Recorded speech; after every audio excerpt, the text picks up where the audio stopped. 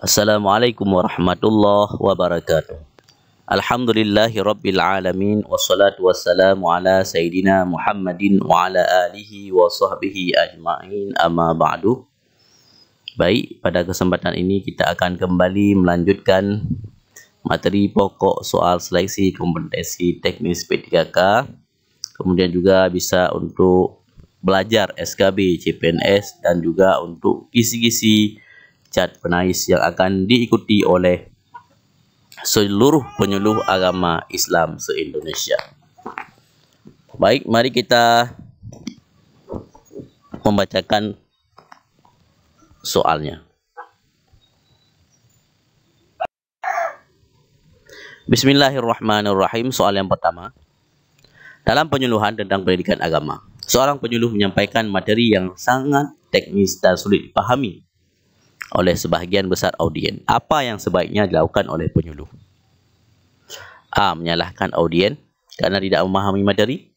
B. Mengulangi materi dengan cara yang lebih sederhana dan memberikan contoh yang lebih mudah dipahami. C. Menghentikan materi dan melanjutkan ke topik yang lebih sederhana.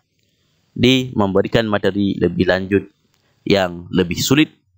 E. Mengabaikan audien yang sulit memahami materi. Jawabannya adalah B. Mengulangi materi dengan cara yang lebih sederhana dan memberikan contoh yang lebih mudah dipahami akan membantu audien lebih mengerti pesan yang disampaikan.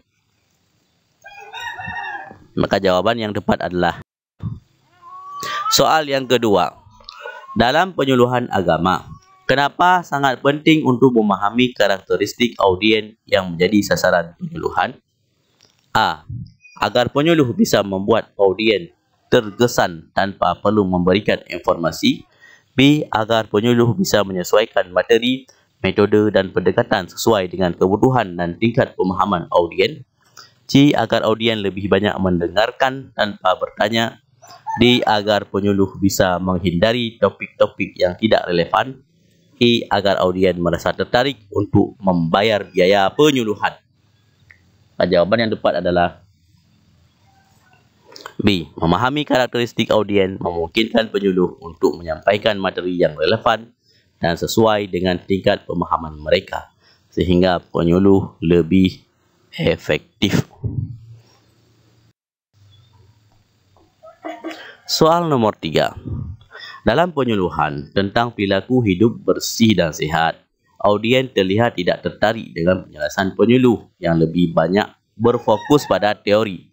Apa yang sebaiknya dilakukan oleh penyuluh? A. Menyajikan contoh-contoh nyata yang relevan dengan kehidupan audien agar mereka dapat lebih memahami pentingnya perilaku tersebut. B. Menghentikan penyuluhan dan meningkatkan audien. C. Mengkritik audien karena tidak fokus pada materi. D. Berbicara lebih lama untuk memperjelas pesan. E. Mengubah topik pembahasan menjadi yang lebih menarik. Jadi inti dari pertanyaan poin yang ketiga ini adalah perilaku hidup sehat. Audien tidak tertarik tentang cara penyuluhan. Apa yang sebaiknya dilakukan oleh penyuluh? Jawabannya adalah A. Menyajikan contoh-contoh nyata yang relevan dengan kehidupan audien agar mereka dapat lebih memahami pentingnya perilaku tersebut.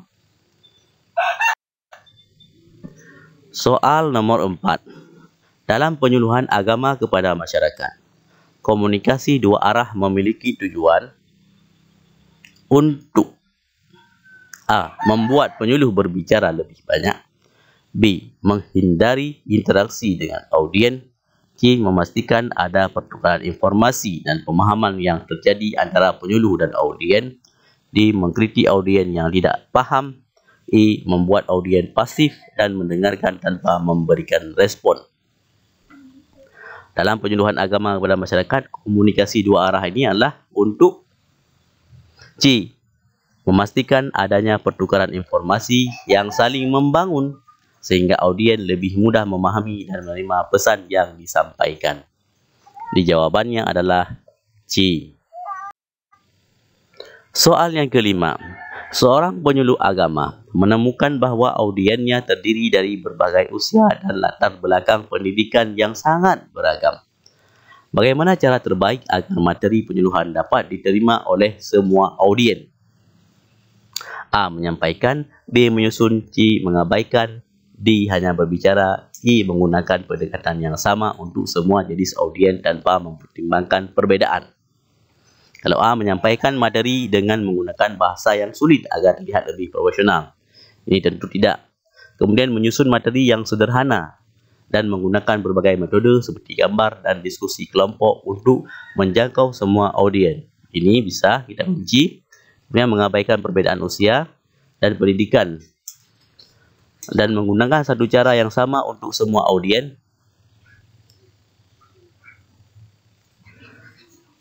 Hanya berbicara dengan audien yang lebih terdidik.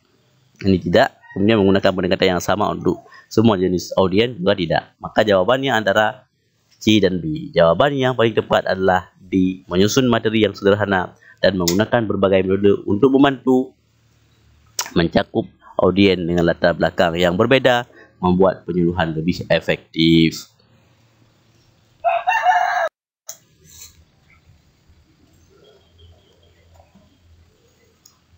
Apa yang dimaksud dengan media visual dalam penyuluhan agama? A. Menggunakan gambar, grafik, dan video untuk membantu menjelaskan materi.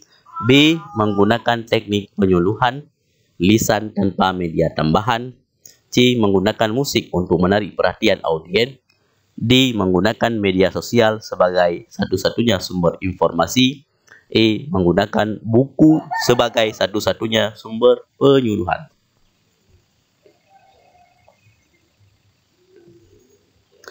Media visual, apa ini media visual? A. Yaitu menggunakan gambar, grafik, dan video dapat membantu audien lebih memahami materi dengan cara yang lebih menarik dan mudah dipahami. Soal nomor 7. Apa keuntungan utama dari menggunakan metode diskusi kelompok dalam penyuluhan agama? A. Membuat audien lebih pasif dan tidak aktif. B. Memungkinkan audien untuk berbagi pengalaman dan memperdalam pemahaman melalui interaksi. C. Mengurangi waktu penyuluhan. D. Hanya mengutamakan pembicaraan penyuluh. E. Membuat penyuluh berbicara lebih lama. Keuntungan metode diskusi kelompok. Apa ini keuntungan metode diskusi kelompok? Jawabannya adalah B. Memungkinkan audien untuk berbagi pengalaman dan memperdalam pemahaman melalui interaksi. Soal nomor 8. Apa tujuan utama dari penggunaan metode role play dalam penyuluhan agama? A. Agar audien bisa memainkan peran yang tidak terkait dengan materi. B. Untuk membuat penyuluhan lebih panjang dan membosankan. C. Membantu audien mempraktikkan apa yang telah mereka pelajari dalam situasi yang lebih nyata dan memungkinkan mereka belajar dari pengalaman. D. Menghindari interaksi langsung dengan audien. E. Membuat audien merasa tidak nyaman. Jawabannya adalah role play.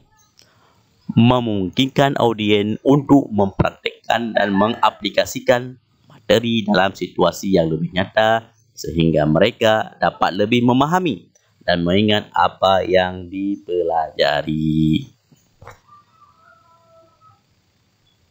Jawabannya adalah C. Membantu audien mempraktikkan apa yang telah mereka pelajari dalam situasi yang lebih nyata dan memungkinkan mereka belajar dari pengalaman. Soal nomor 9. Seorang penyuluh agama yang baru pertama kali mengadakan penyuluhan di sebuah desa merasa kesulitan karena audiennya tidak terbiasa dengan penyuluhan agama. Apa yang sebaiknya dilakukan? Ini penyuluh agama pertama nih. Meninggalkan audien. Ini tidak. Kemudian memperkenalkan diri terlebih dahulu dan menjelaskan tujuan penyuluhan agar audien merasa lebih nyaman. Ini mungkin. Kemudian C. Mengajukan pertanyaan sulit kepada audien untuk menguji pengetahuan mereka. D. Berbicara cepat agar audien tidak bosan. Kemudian E. Menggunakan bahasa teknis yang rumit untuk menunjukkan keahlian penyuluh. Jawabannya adalah B. Memperkenalkan diri dan menjelaskan tujuan penyuluhan dapat membantu audien merasa lebih nyaman dan terbuka terhadap materi yang akan disampaikan. Maka jawabannya adalah B. Wallahu a'lam bishawab. Di mana ada tambahan, mudah-mudahan bisa menjadi masukan dan rujukan untuk menjawab soal chat Pinais. Amin ya rabbal alamin.